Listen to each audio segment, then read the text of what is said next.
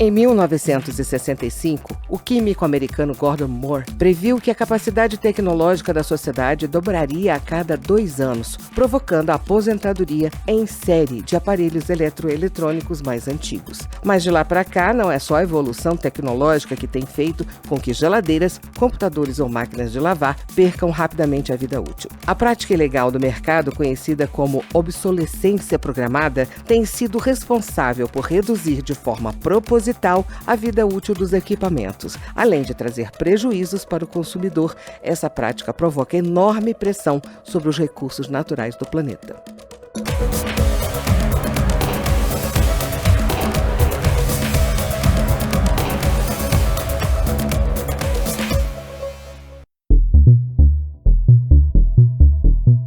Vamos pegar a televisão, né? Geralmente a garantia são de 3 anos, né? Dada pelo fabricante. E dentro desses 3 anos, no último ano, geralmente no 4º ano, a televisão começa a apresentar defeitos básicos, né? Às vezes um risquinho na tela, às vezes algum detalhe simples. E esse detalhe já é um indício que aquela tela, aquele aparelho vai causar um defeito.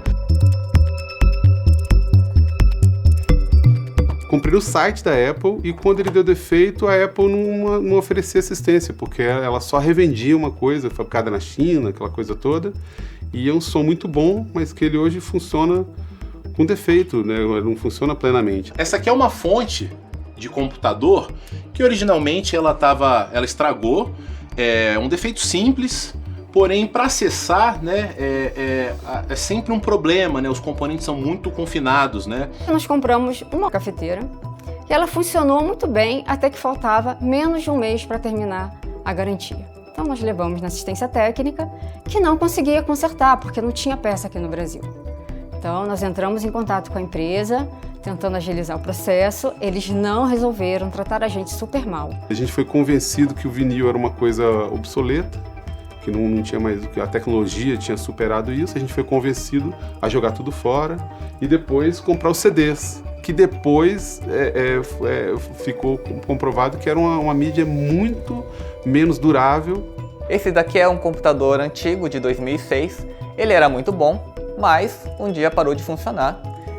E nessa altura do campeonato já era um computador antigo, era muito caro consertar, não valia a pena porque não ia rodar mais nada. Eu não quis jogar fora, procurei na internet como poderia resolver o assunto e hoje eu uso ela como televisão. Obsolescência programada é uma estratégia adotada por vários fabricantes, pelo setor empresarial, para reduzir a vida útil dos produtos. É possível definir a obsolescência programada como uma estratégia deliberada de determinados agentes econômicos para colocar um prazo de validade em determinados produtos, ainda que a estrutura física, o hardware, por assim dizer, possa durar um pouco mais. Os produtos estão cada vez mais descartáveis, você impõe à sociedade gastos permanentes, porque nós não conseguimos consertar, reparar os produtos.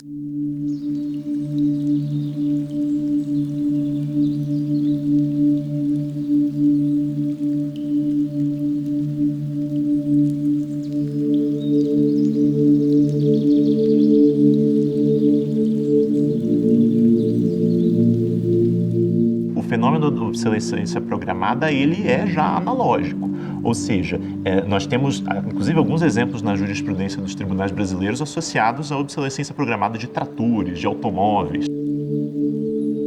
Na moda, nós temos uma obsolescência perceptiva ou de estilo. As pessoas se sentem obrigadas a estar sempre atualizada com aquilo que é rotulado como está na moda. E é interessante falar que a indústria também produz cada vez mais roupas descartáveis, né? Você coloca na máquina de lavar, em poucas lavagens a roupa está imprestável. Isso é proposital. O produtor tem que enviar o produto que ele quer disponibilizar nas prateleiras brasileiras para ser testado e dentro de uma norma técnica ser avaliado se ele tem ou não qualidade para exercer aquela função. Isso vai ser exercer uma função durante um tempo, a intensidade necessária, né? E tudo isso é aferido por normas técnicas, através de laboratórios certificados pelo Inmetro. Como exemplos da obsolescência programada, como exemplos dessas estratégias, nós temos o defeito, o problema que já está planejado. O fabricante sabe que a bateria ou outra peça importante do celular, ela não vai durar mais do que determinado prazo. E muitas vezes, por exemplo, a tela do celular, se eu for trocar a tela, eu falo assim, olha, isso é tão caro que é melhor eu comprar um celular novo. Utilizar esse tipo de mau material, porque é mais barato, para a construção de um prédio, né? Utilizar uma quantidade menor de areia ou cimento para a construção de um prédio, ou metais de pior qualidade para construir a barra de direção de um carro, que pode quebrar antes do tempo e ocasionar um acidente bastante sério, isso eu acho que é um ato criminoso. Vamos usar um exemplo doméstico, máquina de lavar. Eu lembro que durante a minha vida com os meus pais, nós só tivemos uma máquina de lavar, que ia para o concerto, às vezes era caro, mas era aquela máquina, né? Ou a geladeira. Hoje em dia é muito frequente, quando o técnico do eletrodoméstico vem consertar, o preço com que ele fala que custa a peça que quebrou, você fala, às vezes quase o total de uma máquina de lavar nova, uma geladeira nova. Isso é proposital. Na máquina de lavar, quando eles vão consertar, eles tiram um bloco único, está tudo colado, né? Você não troca pedaços. No celular é a mesma coisa. Isso é proposital, poderia ser diferente. Eu poderia reparar só um pedacinho, mas o desenho, na verdade, o design é feito para funcionar assim, para quando quebrar você ter que tirar o bloco e pagar uma nova máquina, né?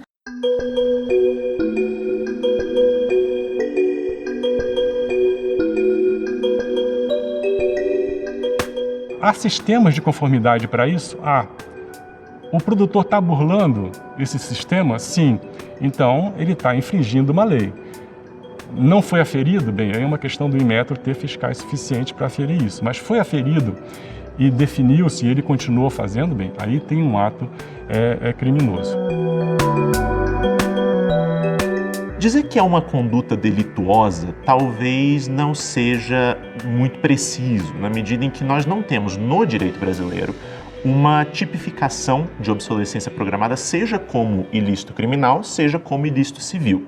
O que nós temos no Brasil é um regramento no Código de Defesa do Consumidor com relação aos vícios do produto e os vícios do serviço. O Inmetro, ele fiscaliza a consistência técnica do produto, ele evita, a gente pode, acho que dizer, a obsolescência precoce.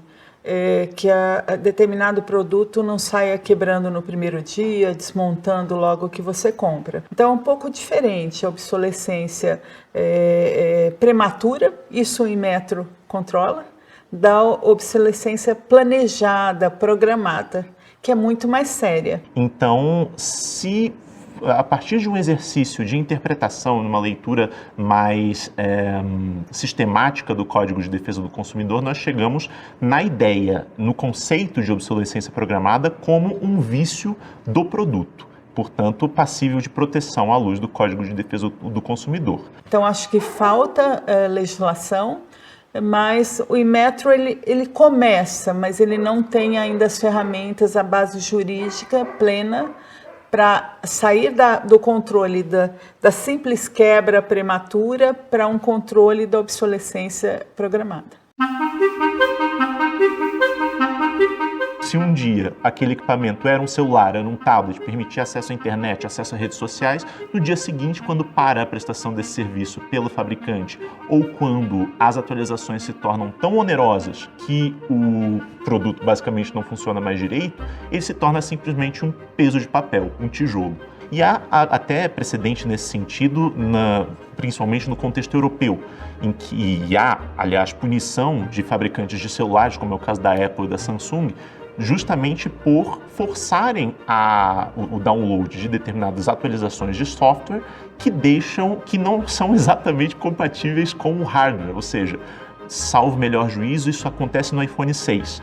O iPhone 6 começa a receber determinadas atualizações de software que são próprias do iPhone 7.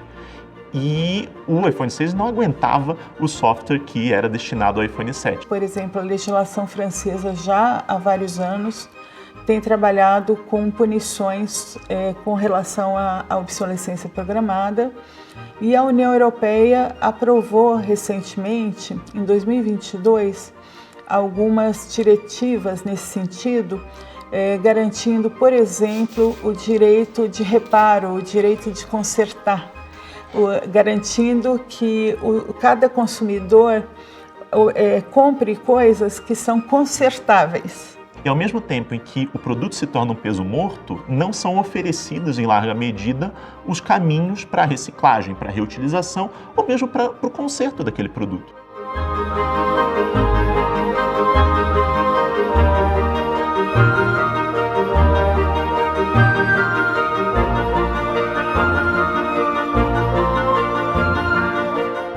A obsolescência programada, ela gera inúmeros efeitos ambientais negativos. Em primeiro lugar, esse consumo todo, ele aumenta muito a quantidade de resíduos sólidos. Você tem, na verdade, que retornar, de fazer a logística reversa para que aquele resíduo seja aproveitado no mesmo ciclo produtivo ou no ciclo produtivo de outros produtos. Há legislação em vários países nesse sentido.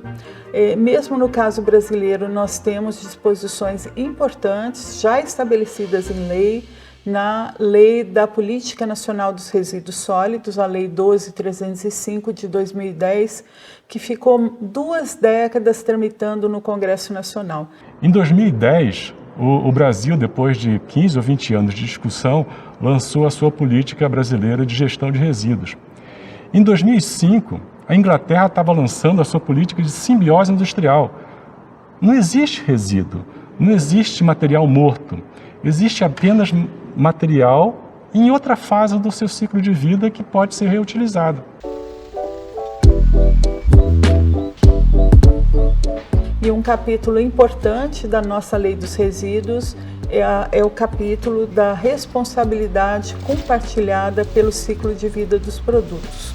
O fabricante, o importador, o comerciante, os sistemas públicos de limpeza urbana e cada um de nós, o cidadão que está gerando lixo, que está gerando resíduos, todos nós temos uma responsabilidade legal compartilhada de garantir a destinação final ambientalmente adequada para os resíduos. Para a maior parte dos produtos, a destinação adequada é o retorno ao ciclo produtivo na perspectiva da economia circular. Muito recentemente, de 2010 para cá, nós terminamos o Programa Brasileiro de Avaliação do Ciclo de Vida e logo depois o Inmetro trouxe o Guia Brasileiro de Rotulagem Ambiental. Então, agregou ao seu sistema de certificação de conformidade ambiental.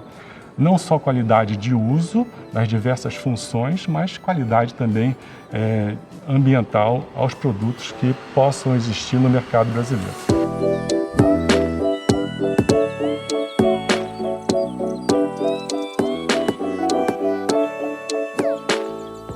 Eu faço parte de uma entidade chamada Programando Futuro, que tem um projeto chamado Centro de Recondicionamento de Computadores, Meta Reciclagem.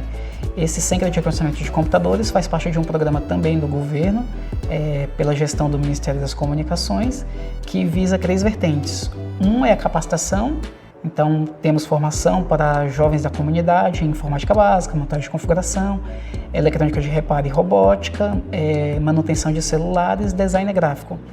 A outra vertente é o recondicionamento e a doação de equipamentos. Então, nós recebemos equipamentos de órgãos públicos, de empresas privadas, de pessoas físicas, vem para o centro, que é aqui o local, recondicionamos eles e doamos novamente para iniciativas sociais. Aí vai para a biblioteca, escolas públicas, também para estágios de formação lá na ponta. E a última vertente é aquilo que nós não temos condições de uso para ser reaproveitado, nós descaracterizamos, desmontamos e encaminhamos para a reciclagem. Todo equipamento que chega aqui, ele é descaracterizado e dentro deles tem suas preciosidades. Então, uma placa de computador, ali dentro tem metais preciosos, tem ouro, tem prata, tem cádmio, que como são materiais de natureza finita, uma hora vai acabar na natureza. Para apenas uma questão de exemplificação, as últimas Olimpíadas que teve no Japão, as medalhas de ouro, de prata e de cobre, todas elas foram feitas com resíduo eletroeletrônico.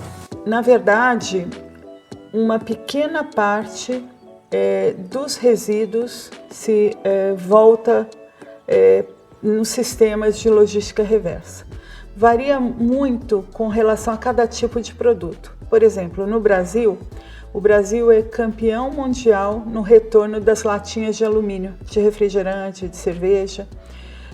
Nós reciclamos mais de 95% das latinhas. Mas na maior parte dos produtos, o Brasil não faz esse retorno. Inclusive produtos que têm legislação nesse sentido, como pilhas e baterias. Temos legislação do Conselho Nacional do Meio Ambiente, o CONAMA, de mais de 20 anos, prevendo retorno de pilhas e baterias, e é difícil até encontrar o local onde você faz esse retorno.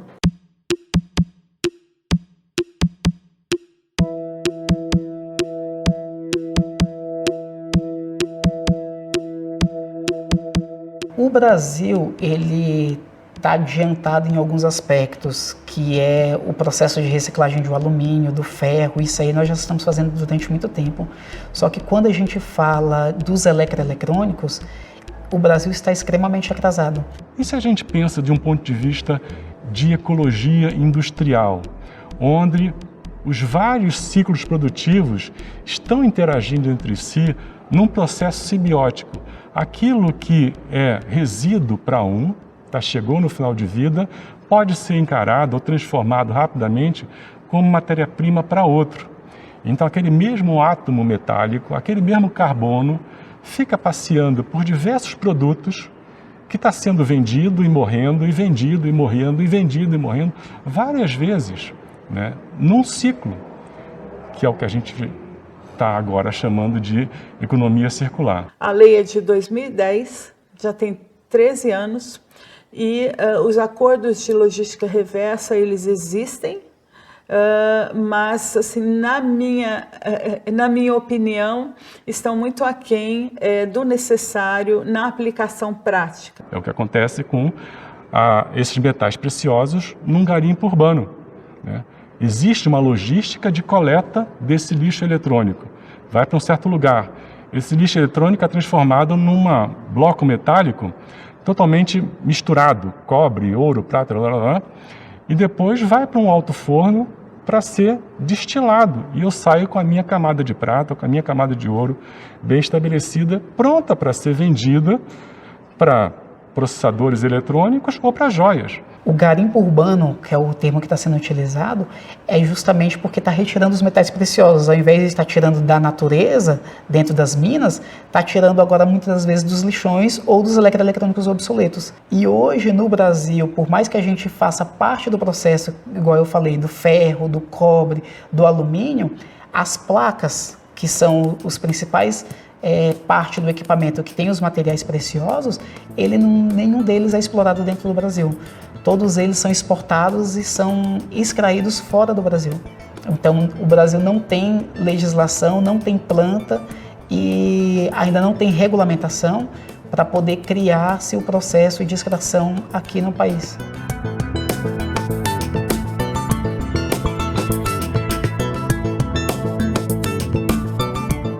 A gente tem uma estrutura muito bem construída, tem uma legislação de proteção ao consumidor muito boa, tem um sistema de certificação de conformidade que garante proteção ao consumidor muito bom. Então é uma questão de fazer tudo isso funcionar. É um debate que eu acredito que os consumidores, os brasileiros têm que colocar como pressão para o setor industrial e para os representantes do setor industrial que estão no legislativo, nas diferentes esferas do legislativo, né? Porque os estados também podem legislar nesse sentido, a esfera subnacional. Me parece que já se pode razoavelmente exigir de um fabricante que ofereça o tempo de vida útil para um produto que ele vende. Se eu sei que a vida útil de um produto é de 6 meses, eu não compro.